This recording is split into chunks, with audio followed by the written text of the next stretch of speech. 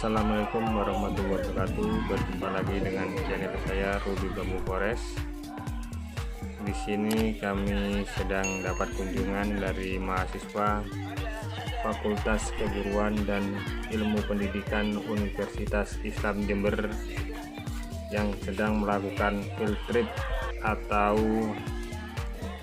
wisata edukasi yang ada di wisata alam hutan bambu. Dan di sini kita lihat bersama ada banyak mahasiswa dan mahasiswi yang kurang lebih 100 mahasiswa dan mahasiswi yang bergabung di biosfer. Dan ini Bapak Agus Wijaya yang menjelaskan tentang gimana wisata alam hutan bambu itu. Kalau menurut saya itu masih sakral, ada keanehan. Karena apa? Karena sejak zaman dahulu ya, yang saya sampaikan tadi, mulai tahun 1930 yang adanya hutan bambu ini mulai dilestarikan. Monyet hutan bambu ini juga sudah ada, tapi jumlahnya tidak pernah bertambah dan tidak pernah berkurang, sekitar 300-an. Nah, jumlahnya tidak bertambah dan tidak berkurang, padahal mereka berkembang biak. Kalau pas musim perkembangbiakan monyet itu ada sekitar puluhan itu yang menggendong anak, puluhan yang menggendong anaknya. Tetapi jumlah daripada monyetnya mempunyai hutan bambu ini tidak pernah bertambah, sekitar 300-an. Dan anehnya lagi saya sampaikan, masyarakat yang ada di sekitar hutan bambu ini yang menemukan tulang belulang atau bangkainya yang ada di hutan bambu ini. Bangkai daripada monyet, tulang belulang atau apa ya, monyet yang ada di hutan bambu ini tidak pernah sama sekali. Itu termasuk keanehan juga. Dan di samping itu di hutan bambu ini juga ada hewan yang disakralkan, yaitu uling. Hewan uling adalah penghuni sumber mata air hutan bambu. Uling itu, tahu uling ya? Moa, belut besar ya. Nah, kayak gitu. Dan besarnya bisa sebesar mbak-mbak ini. Ini ular.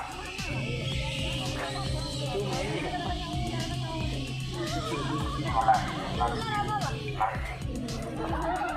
Itu ular kecil. Nah, moa itu hanya bisa keluar, uling itu hanya bisa keluar ketika ada ritual.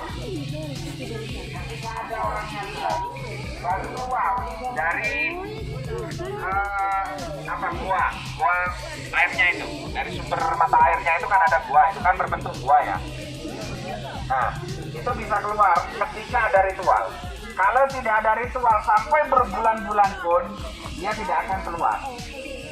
Dan jumlahnya ketika keluar itu ada 5-4, bahkan bisa lebih.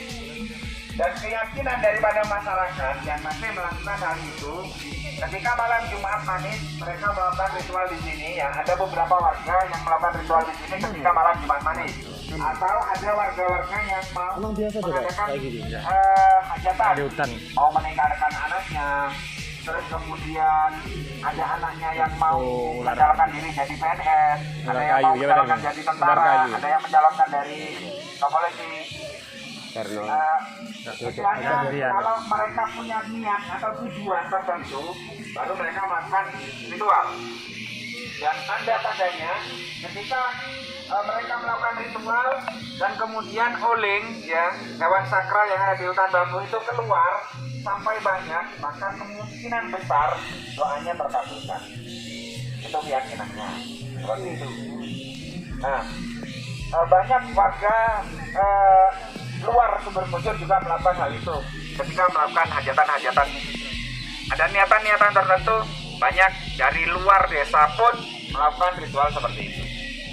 Dan blognya kami juga melestarikan seperti yang saya sampaikan tadi, setiap satu suro itu memang sudah agenda dari pemerintah desa untuk melakukan ritual secara besar-besaran, termasuk pencucian pusaka, termasuk penanaman kepala sapi. Penanaman kepala sapi yang ada di sana itu tempatnya. Itu yang tahun kemarin di era pandemi pun kami juga masih tetap melakukan hal itu, tapi undangan terbatas. Undangannya terbatas dan yang tidak banyak orang yang masuk ke sini. Maka di tahun 2020 kami tidak kuat. Kami yang berkira artinya tidak woro-woro terhadap masyarakat yang ada di luar sini. Nah, woro-woro kalau mau melakukan ritual tidak hanya sebatas lingkup satu desa atau lingkup kelompok saja kita melakukan hal itu, melakukan ritual, dan konsepnya adalah tetap sona yang kemarin.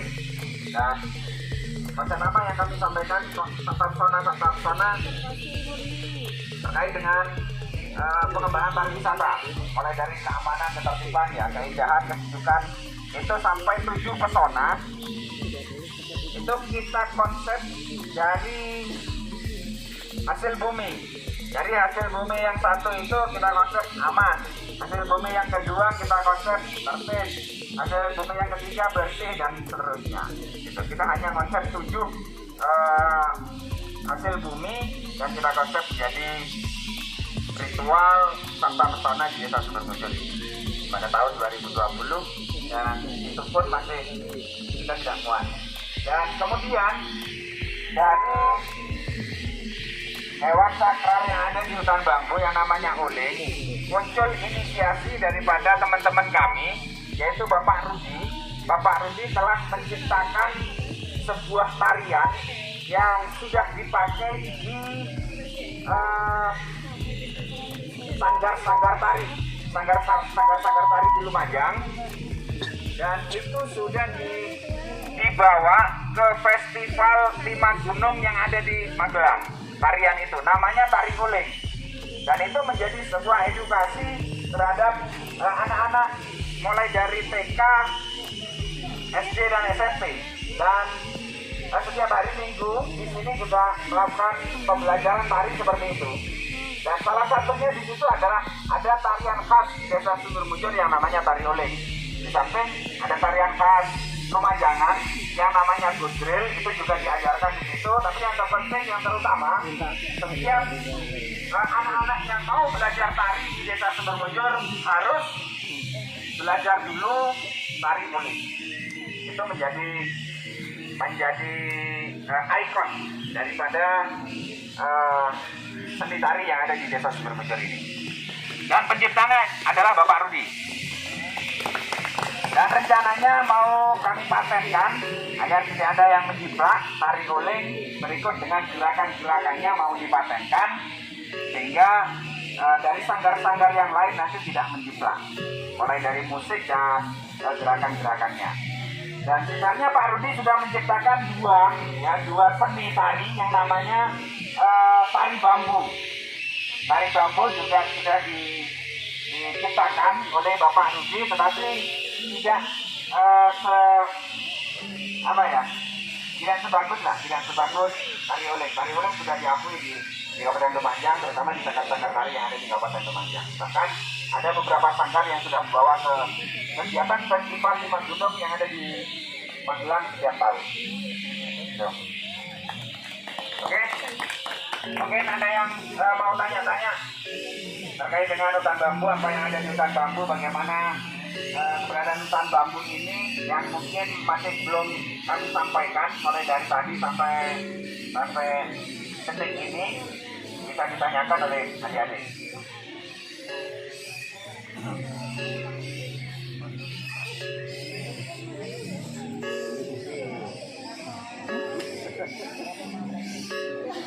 Apa dari Min kau Ini Pak Ketuanya ini. Ini Pak Ketua Pondarusnya adalah Bapak Tarimin. Saya wakilnya. Kemudian Pak Rudi ini bendaharanya.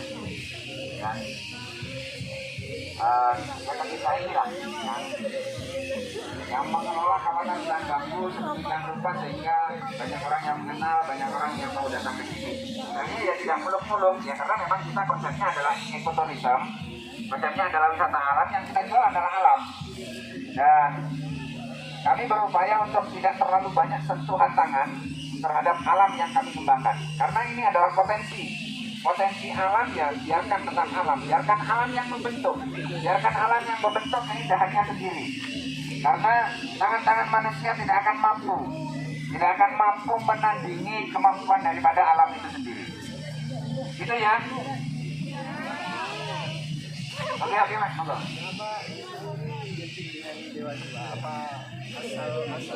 Kenapa ada patung Dewa Siwa? Ya. Nah, sebenarnya tidak ada hubungannya dengan sejarah-sejarah yang apa ya, identik, yang identikannya terhadap patung-patung Siwa. Kenapa tiba-tiba kita punya inisiasi untuk menaruh patung Siwa di sini? Karena kita membaca sejarah bahwa dahulu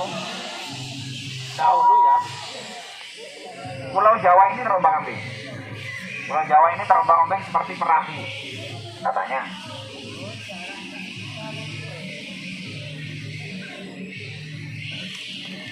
Nah, Pulau Jawa ini terombang-ambing seperti perahu, sehingga ada 3 dewa yang melihat dari atas. Ini cerita apa ya, mitos ya. Nah, ada 3 dewa yang melihat, Dewa Brahma, Dewa Wisnu, dan Dewa Siwa. Itu melihatnya dari atas bahwa ini harus dipakai. Pulau Jawa ini harus dipakai. Bagaimana caranya? Akhirnya Dewa Brahma menyuruh Dewa Wisnu untuk mengambil paku.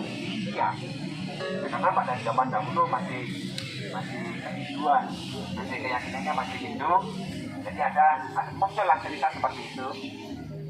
Nah, berangkatnya Dewa Wisnu ke India, dan Dewa Wisnu ini berubah menjadi seekor kura-kura, mengambil paku yang berwujud gunung yang ada di India, yang namanya Gunung Meru, India. Diambillah di sana, kemudian ditaruh di punggungnya, dibawalah ke Jawa. Dan perjalanan dari India menuju ke Jawa, itu gunung itu berceceran, akhirnya menjadi pegunungan di daerah Jawa Tengah, yang termasuk pegunungan Slamet, gunung-gunung yang ada di Jawa Tengah itu ya.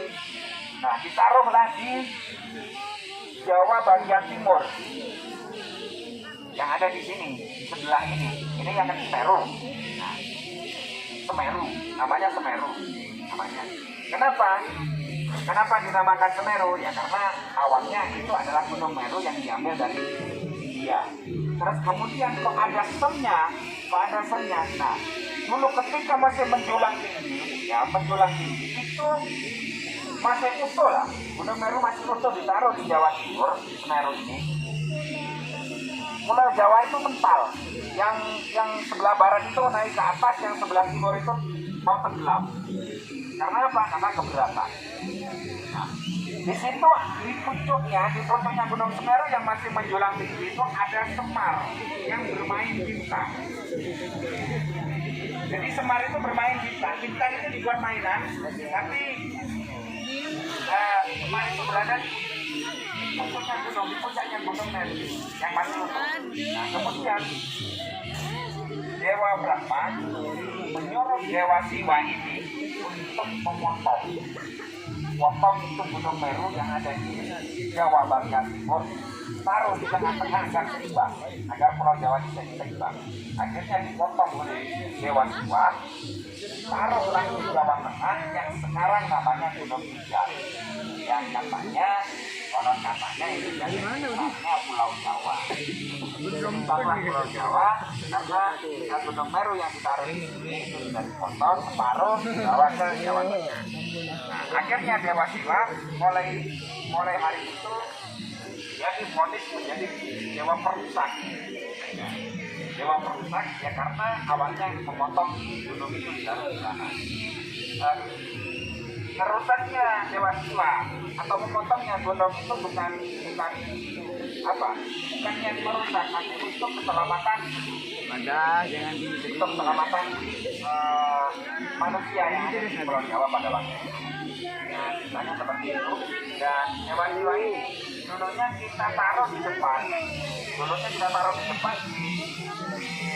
kolam, dan tempat kolam. Akhirnya ada ketua Kabupaten Lumajang, ketuanya agama Hindu di Kabupaten Lumajang datang ke sini bahwa Pak, saya mohon patung Dewa Siwa jangan ditaruh di sini karena ini adalah tempat keramaian. Ya kalau bisa ini dipindahkan ke tempat-tempat yang sepi karena Dewa Siwa itu tidak suka keramaian. Akhirnya kita pindah ke sini karena ini adalah zona masuk pada waktu itu zonanya masuk zona konservasi. Kami kan membuat zonasi, ada zona pengembangan, ada zona semi pengembangan, dan ada zona industri. Dan itu kita taruh di sini karena yang saya anggap ini adalah zona industri. Ya, karena ada mata airnya kita anggap zona industri, kemudian kita taruh di sini. Dari tahun ke tahun pengembangan wisata semakin ke dalam. Akhirnya di sini ramai juga, dan ini rencana mempindah ke dalam lagi, gitu. Oke, terima kasih, Mas.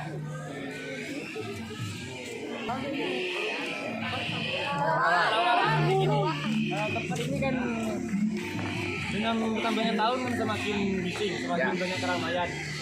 Dari pihak pengelola sini, ketika kelelawar ini nanti hilang, itu bagaimana, Pak? Oke, terima kasih. Saya tahu memang ketika kelelawar ini di daerah sini sudah bising, maka dia akan migrasi. Itu dari dahulu ketika ada kebisingan yang membuat mereka tidak nyaman, ya karena memang istirahatnya kan siang hari. Ketika biasa siang hari ada kebisingan dan sebagainya yang mengganggu peristirahatan dia akan migrasi, akan terbang.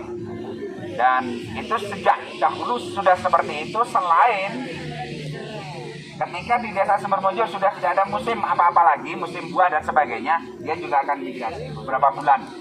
Sampai di sini ada musim buah, ada musim makanan yang bisa dimakan oleh kelelawar ini. Dan upaya kami untuk tetap melestarikan ini, kami tidak banyak yang bisa kami upayakan ya untuk mempertahankan ini karena dia adalah terbang. Kami tidak bisa mengupayakan semaksimal mungkin. Nah, kami hanya bisa menyampaikan kepada para pengunjung bahwa ketika ada di daerah sini yang ada di bawahnya tempat kelelawar beristirahat, mohon untuk tidak melakukan kebisingan atau membunyikan bunyi-bunyian yang sekiranya bisa menggugah istirahatnya kelelawar itu. Hanya itu yang bisa kami sampaikan kepada para pengunjung.